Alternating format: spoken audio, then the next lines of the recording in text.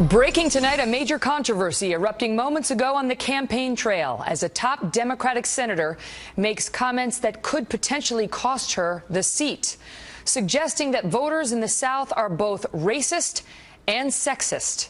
Welcome to the Kelly File, everyone. I'm Megyn Kelly. Mary Landrieu is a three-term Democratic senator from Louisiana, locked in a three-way battle with Congressman Bill Casiddy and Tea Party challenger Rob Maness. The race is tight. Less than 4 points separate Landrieu and Casiddy. And today, Meet the Press anchor Chuck Todd questioned Landrieu about why President Obama has struggled politically in the South. Here is her answer.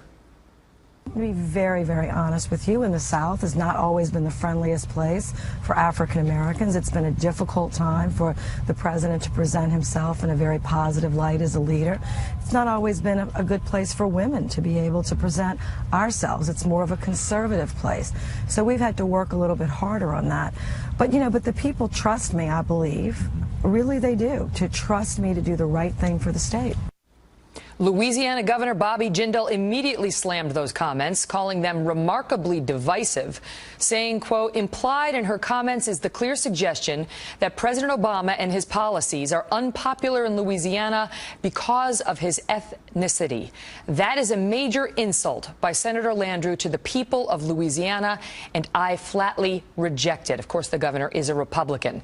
This has the potential to not only impact Senator Landrieu, but it may spill into other races. We have team coverage on the breaking news with Fox News digital politics editor Chris Stirewalt and Sirius radio talk show host David Webb.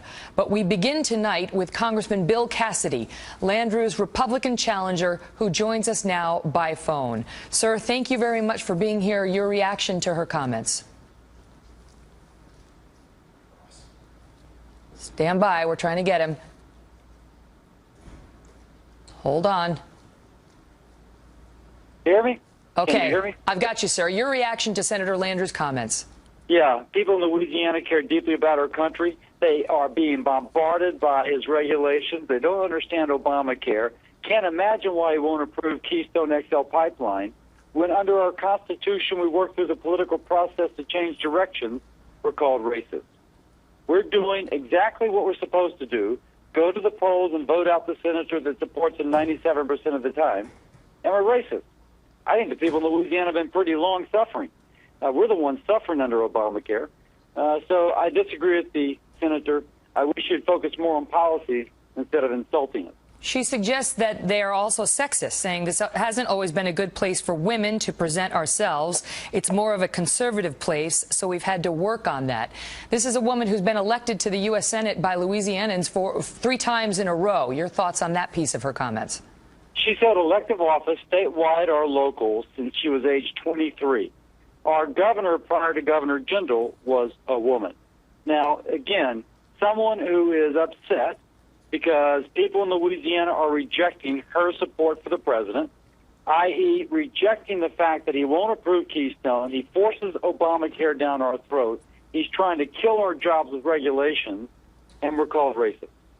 We're going through the political process to make the change our Constitution kind of prescribes how you do it, and we're called racist. Megyn, we're doing what we should be doing. She's doing what she shouldn't be. Do you think this has been a tight race, and she has been credited by many for running a good race that's been in large part error-free? At least her supporters say that. Do you believe this is a desperation play to inject racism and sexism into this race a few days before the election? Senator Landrieu now represents Washington, D.C. That's probably what the people she goes to a cocktail party believe. That, my gosh, the only reason folks in Louisiana wouldn't support the president is because they're racist. I would say we reject the president because his policies have been bad for our state and bad for the country. If she actually lived here, understood what people in Louisiana thought, she would understand that. But instead, she says what people in D.C. say. I say the people in Louisiana have been pretty good. Last question. Does she have a point in terms of the numbers? If you look at the white vote in Louisiana, it was, I believe, 14% for President Obama, the last presidential election. For Senator John Kerry, it was 25%. The suggestion by some is that the whites The white voters in the South in Louisiana didn't favor Barack Obama because of his race. And to the extent she says that there has been a history of difficulty for African Americans in the South, does she have a point? Megyn, when Barack Obama pushed cap and trade, that was going to destroy Louisiana's economy, potentially killing up as 15 to 25% of our petrochemical jobs. When he put on the moratorium, it was the average working person who was hurt, not the big oil companies. It was the mom and pop. But in her defense, she mentioned that first. When Chuck Todd asked her why he has a hard time in Louisiana, she said, number one is policies, that moratorium on offshore drilling. But the second point she made was the soundbite that we played. I'll give you the last word, sir. I got to tell you, when people in Louisiana look at Obamacare and his regulatory regime and him going after their jobs, that's the reason they oppose him. That's the reason they oppose her. She supports him 97% of the time. We're not racist. We just have common sense. Representative Bill Casiddy, thank you for being here, sir. Thanks, Megyn. Joining me now, David Webb, Fox News contributor and radio talk show host. David? Her first point, Megyn, can we go to that for a moment? She also presents a false argument because she's trying to set up the race narrative when she says a percentage for John Kerry versus a percentage for Barack Obama. That's me. That's a point I'm trying to raise. She's not here to defend herself, so I'm trying to find a way to understand what she was saying. Right. Okay. That percentage doesn't work because two different times, different issues in Louisiana. When it comes to the point of the race narrative, this is a desperation play by someone who didn't expect a challenger. Your point about she's been elected to office. She's been in office, as Bill Casiddy said, since she was 23 in some form. Others have held office. If race was a factor, look at Ray Nagin, look at Jefferson, look at all the other politicians down there who are black and women in the South, all across the South.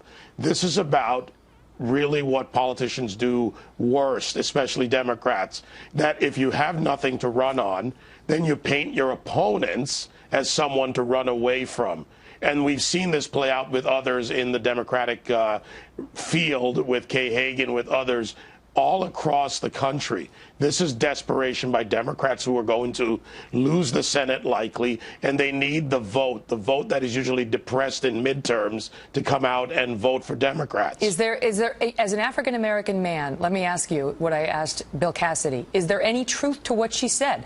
I mean, if you just, obviously she said, by itself, African-Americans have had a difficult history in the South is a true statement, of course. But she said it in response to the question about why President Obama is doing poorly. Why does he have a hard time in Louisiana? That was the question. And so she's tying his poll numbers, the fact that she's struggling in her race, to his race. No, there isn't really, Megyn, as I see it. If you look at other parts of the country, not in the South where the president has low approval ratings, you would have to apply her statements there and find them false. I've lived in the South. I lived in Texas 8 years. I've traveled extensively in the South. There's also a great cultural relationship. Yes, it was difficult way back in our history, but blacks and whites in the South have grown up together. They've played football together. They've gone to church together. They work together. And it is not what's presented as this divided population. Frankly, the South, like much of America, is a mixed bag, a melting pot of Americans that live together and exist together. Barack Obama's approval rating in New Hampshire, not a southern state, is 38%. David, thank you for being here. Joining me now with more, Chris Stirewalt, our Fox News digital politics editor. Is this a huge fumble, or is this a minor misstep? Oh, this is a big old fumble right there. Look, Mary Landrieu is probably gator bait in this race. It would be hard to see, given the dire situation that she is in electorally, how she was ever going to get there. Now, you could make an argument that if there's a runoff there, if no candidate gets to 50%, which is likely given that there's that third candidate in the race, that she and Congressman Cassidy go on and run again in December. There was a thought once upon a time that maybe she could get through. This probably closes that door. But let me suggest, Counselor, that the consequences of this gaffe will be felt far beyond this race, where Landrieu was already pretty heavily favored to eventually lose, but will also touch races in Georgia, Arkansas, and North Carolina. How so? And I know, because if you think about what Democrats are doing explicitly, they are saying, we are going out, we're talking about Ferguson, we're talking about institutional racism, we're trying to get black vote out, doing everything that they can. So you have white candidates running in southern states, trying to get the black vote out, doing everything they can. Michelle Nunn in Georgia particularly has been quite coy about some very aggressive advertising going on in that state. Guess what she's going to get asked about tomorrow? Guess what Kay Hagan's going to get asked? That's right. Guess what Kay Hagan in North Carolina is going to get asked about? And guess what David Pryor in Arkansas is going to get asked? Was this intentional? I mean, she's talking to Meet the Press.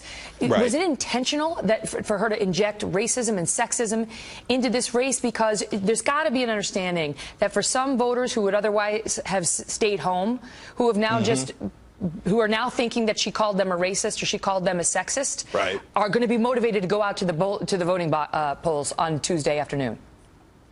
I think you're looking at a politician who is part of a dynastic family, father, brother. This is a person who has been in a very privileged position for a long time. I think it is probably very hard for her to ascribe to herself or her party or her views the failings. I think it is probably easier to ascribe those faults to others. The fallout on this is not done yet. Chris Stirewalt. You got it. Thank you. You bet. We're taking